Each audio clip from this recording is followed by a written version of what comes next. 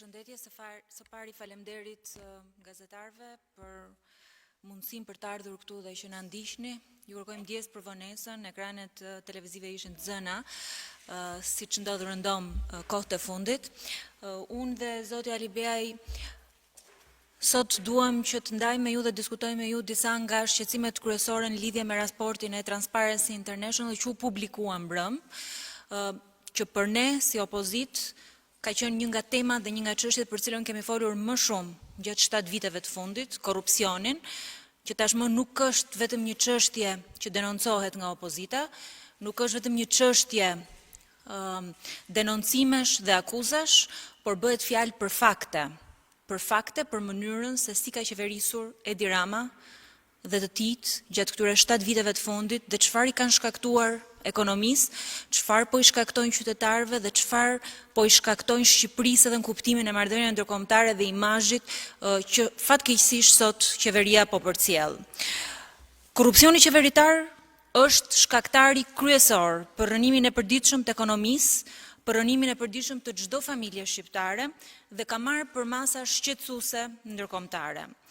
Organizata e specializuar për këtë çështje, Transparency International, ka ngritur alarmin se gjatë qeverisjes së Edi Ramës në këto 7 vjet është ngritur një sistem korruptiv që konsiderohet pa asnjë mëdyshje si kapje e shtetit. Transparency International tregon se korrupsioni është rritur si rezultat i vetëm i vullnetit politik të Ramës, ka shkatruar ekonominë, ka rritur kostot e jetesës dhe sot e kësaj dite na mban peng tek oligarkët dhe po na mban larg Bashkimit Evropian. Analiza e detajuar e Transparency International del në të njëjtin përfundim si opozita dhe pjesa më e madhe e shqiptarëve, se qeveria shqiptare është thjesht zëdhënësja e oligarkëve, thjesht zëdhënësja e kriminalëve dhe thjesht zëdhënësja e klientëve të saj. Sundimi i ligjit është i minuar vazhdimisht. Motivimi kryesor është kapja e shtetit për përfitime private. Kjo çon në shpërdorim të gjerë të detyrës publike, citoj nga raporti. 2 element kryesor për Shqipërinë, mos ndëshkimi për korrupsionin e nivelit të lartë. Zoti Ali Beaj do të prezantojë me fakte se çfarë thot për këtë pikë, por njëkohësisht dhe ligjet e bëra sipas dëshirës janë pengusit kryesor sot të zhvillimit të ekonomisë. Ligjet preferenciale që ne i kemi denoncuar, si ai korporatës së investimeve, ligji special fusha për teatrin, ligje që ulin taksat për disa biznese preferenciale, sektor preferencial, si ai i rastit të rentës minerare, ndërkohë që për 97% bizneseve shqiptare taksat janë rritur, janë qartazi shembuj të kapjes së shtetit.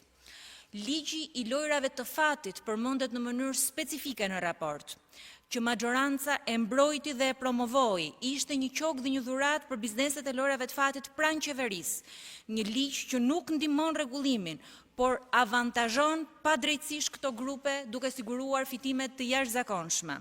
Siç pohohet edhe nga organizata ndërkombëtare, ky ligj ka favorizuar pastrimin e parave në Shqipëri.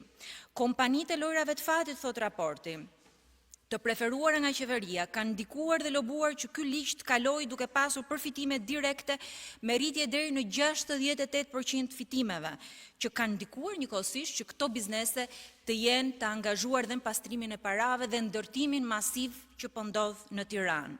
Ndërsa vendi është zhytur në krizën e thelluar edhe nga pandemia, qeveria Rama dhe parlamenti janë shndruar në një noter që thjesht zbulosin kërkesat e oligarkëve. Ato aprovuan lehtësisht dhe në kundërshtim me çdo parim, njëkohësisht dhe kontratën për rrugën Milot-Balltren. Raporti flet për ofertat e pakërkuara që ne kemi denoncuar vazhdimisht, që kanë prishur tregun, kanë prishur konkurrencën dhe për çdo kontratë koncesionare që në infrastrukturë është dhënë pagar. Këtu duhet të kujtojmë 12 kontrata të tilla me një vlerë 2.2 miliard euro, të gjitha kontratat e koncesioneve në infrastrukturë. Kontrata e rrugës Milot-Balltren e denoncuar nga opozita përmendet në mënyrë specifike në këtë raport. Kostot janë 2 fish më të larta se ç'do të ishin normalisht dhe vlera reale e këtij projekti. E kanë çuar pothuajse në 300 milion euro, ndërkohë që koston për kilometër në 20 milion euro. Kompania që ka fituar këtë tender, kompania ANK, zotërohet nga një ish deputet i Partisë Socialiste dhe i vllai i tij Agim Dhendue Kola. Kjo është një kontratë kriminale në kurriz taksave shqiptarëve, por nuk është e vetmja.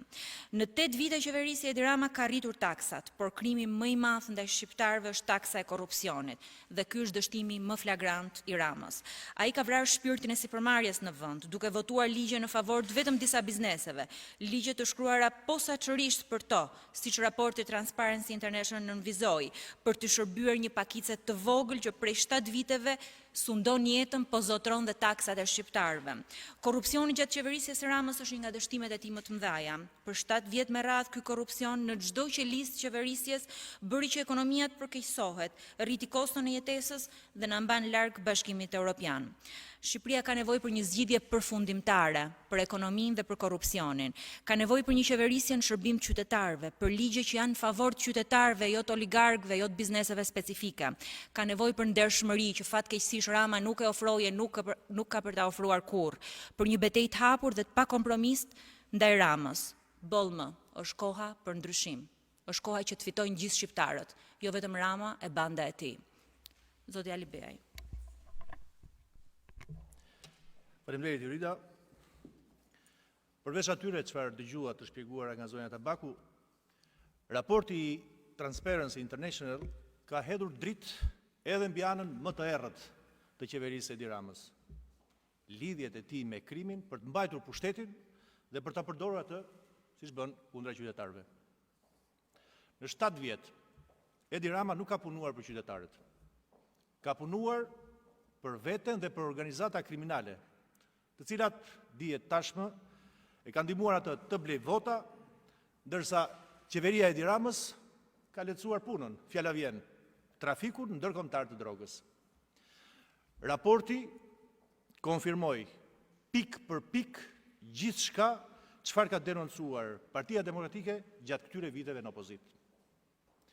Në raport përmenden me emër dhe mbiemër njerëzit kryesor të cilët kanë bler vota me krimin dhe kanë lehtësuar trafikun ndërkombëtar të drogës. Vangjush Dako, me cilin Edi Rama mburret publikisht se ka mik. Samir Tahiri, për cilën Edi Rama ishte krenar, mbani mend, gjatë kohës që ai drejtoi Ministrinë e Brendshme. Citoj: një shembull i klientelizmit politik paraqitet në rastin e ish kryebashkiakut të Durrësit Vangjush Dako, antar i komitetit drejtues Partisë Socialiste në atë kohë dhe përgjegjës për fushatën zgjedhore të Edi Ramës në Durrës gjatë zgjedhjeve të vitit 2017 në Shqipëri.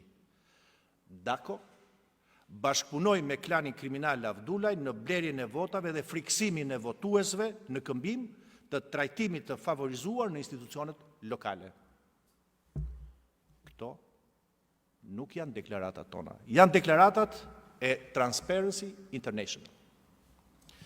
Gjithçka që kanë bërë, korrupsioni, blerja e votave, lidhjet me krimin, trafiku i drogës, kanë patur një qëllim: mbajtjen e pushtetit dhe pasurimin e palishëm. Kjo kapje e shtetit gjatë qeverisjes 7 vjeçare të Edi Ramës, siç pohohet edhe në nivelet më të larta të ekspertizës ndërkombëtare, po pasuron politikanët dhe rrjetet e tyre me kosto të rënd të qytetarëve të zakonshëm. Raporti flet për disa nga ministrat e qeverive të Edi Ramës në këto 7 vite. Samir Tahiri, Damian Gjiknuri. Të parin e përmend në lidhje me grupin kriminal të Abilave, të njohur tashmë dhe trafikimit ndërkombëtar të drogës gjatë 4 viteve të para të mandatit të parë të Edi Ramës. Më këmbësin tjetër të Edi Ramës për çështjet e pazareve korruptive, Damian Gjiknuri, raporti e përmend si të akuzuar për aferën me CEZ, me të cilën i ka shkaktuar buxhetit shtetit një dëm kolosal dhe ekonomisë në këtë rast. E me këtë rast, raporti vën në dukje atë që e quan, ta citoj, performancë të dobët të prokurorëve në rastin e Gjiknurit, për të cilin ka patur një padi për dëmin e shkaktuar prej 479 milion eurosh me paktin që ai bëri e për cilin favorizoi Cezi. Raporti pra ka disa lajme të këqija për qytetarët, për mënyrën se si po qeverisen dhe si po abuzohen nga qeveria e tyre dështuar. Por e ka dhe një lajm të mirë.